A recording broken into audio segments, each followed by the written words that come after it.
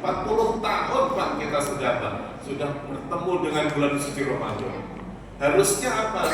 Keimanan itu meningkat, ketakwaan itu meningkat. Akan tetapi yang terjadi pada diri kita apa? Yang terjadi pada diri kita adalah sesuatu yang dia biasa-biasa saja. Ramadan selesai ya selesai. Memang itu tadi, bahwa ibadah yang kita lakukan semuanya ini sebentar. Nanti ibadah, nanti enggak ibadah lagi, enggak ibadah lagi, enggak ibadah lagi, terus begitu. Sholat pun sama. Dalam sehari semalam kita pun sama. Sholat ya 5 waktu itu. Enggak, Allah enggak menyuruh kita sepanjang hari sholat, enggak. Puasa juga sama kita. Enggak menuntut untuk sepanjang tahun, enggak. Kita cuma cukup sebulan. Kadang-kadang sebulan aja kita masih milih-milih ya Pak. Ya Pak ya, masih milih-milih. Kalau awal Ramadan milih yang belakangan, begitu Lebaran milih yang duluan. Orang Bekasi begitu Pak, nggak tahu orang sini. Orang Bekasi begitu. Ya Allah, terkadang iman kalau melihat iman kita itu seperti itu. Makanya kalau kita pikir-pikir, yang menjadikan kita datang kemari itu iman. Bapak tahu nggak? Kalau ayat Quran tentang puasa itu yang terpanggil adalah apa? Ya ayyuhalladzina amanu. Iman Pak. Sampai malam 16 masjid masih penuh kayak gitu Pak. Masjid penuh di jalanan juga penuh ya kan saya. Iya. Dan sepanjang jalan penuh Pak. Bosan sulit Pak. Abang dari Bekasi dari planet ke sini tadi mau bawa paspor gak jadi. Jadi kita itu begitu. Makanya iman kita lah yang mengangkat atau yang memperjalankan kita untuk datang kemari. Adanya kita di sini bersungguh-sungguh beribadah itu karena kita punya iman. Coba kalau misalnya kita perhitungan aja. Saya kalau sholat pahalanya itu kan kalau 27 derajat kalau kita berjamaah. Kalau sendiri ya ada pahalanya. Terus kemudian kita perhitungan, Ustaz, saya udah lama puasa, umur saya udah 68 Ustaz. Berarti saya udah 68 tahun saya ketemu Ramadan. Tapi saya begini-begini aja. Saya pengen cash aja Ustaz. Pengen dibayar cash aja, gak usah nanti. Pengen dibaca apa? Pengen dibayar apa? Cash. Begitu dibayar cash, bisa dikabul misalnya itu Pak, bisa dikabulin.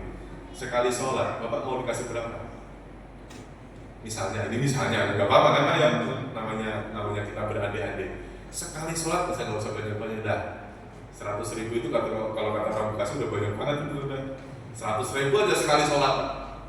Gelar sejadah, begitu salam, sejadah dibuka, ada duit 100. Alhamdulillah. Begitu nanti sholat subuh, gelar sejadah lagi, sholat 2 rakaat. Setelah salam, sajadah dibuka, ada duit berapa Pak? 100. Udah berapa Pak? 200. Lumayan kan?